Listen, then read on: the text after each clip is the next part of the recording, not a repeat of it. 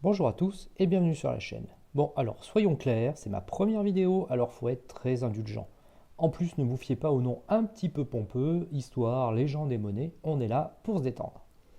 J'en reviens donc à mon sujet, la monnaie de singe. À l'origine, cette expression du XIIIe siècle évoquait un paiement en nature. De nos jours, elle signifie ne pas payer, voire escroquer, pour rester poli.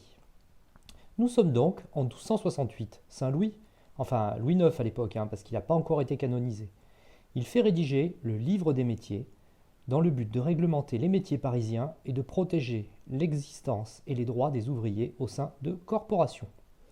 Et cela, ouvrez les guillemets, par un ordre social chrétien.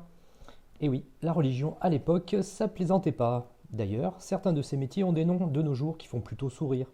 Crieur de vin, charretier, lasseur de fil, lampier, blasonnier, étuvier, cervoisier ou encore mesureur de blé. Revenons à nos moutons, enfin plus exactement à nos singes.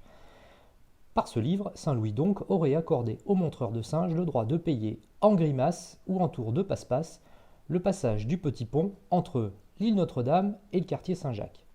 Ce paiement en grimace avait pour but de distinguer les animaux appartenant à des jongleurs et ceux destinés à la vente. Pour un animal qu'on faisait passer pour la vente, il fallait dépenser 4 deniers. Et les animaux, pour la plupart, en ce temps-là, étaient destinés à l'estomac des Parisiens. Et oui, à l'époque, on mangeait du singe. On savait rire en ce temps-là, hein. Non, non, je plaisante, bien sûr. Je précise qu'à l'époque, pour l'Église, les numéros de dresseurs de singes pervertissaient l'acte de charité et mettaient en péril l'âme du donateur. Comme je vous disais tout à l'heure, la religion, ça plaisantait pas.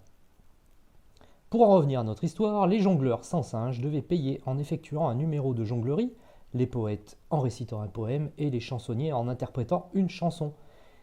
Ils payaient donc en nature, en monnaie de singe, le sens originel de l'expression. Par ailleurs, sur un péage d'autoroute, avant que les employés ne soient remplacés par des machines, j'ai essayé de payer en monnaie de singe. J'ai interprété Emmène-moi danser ce soir de Michel Thor.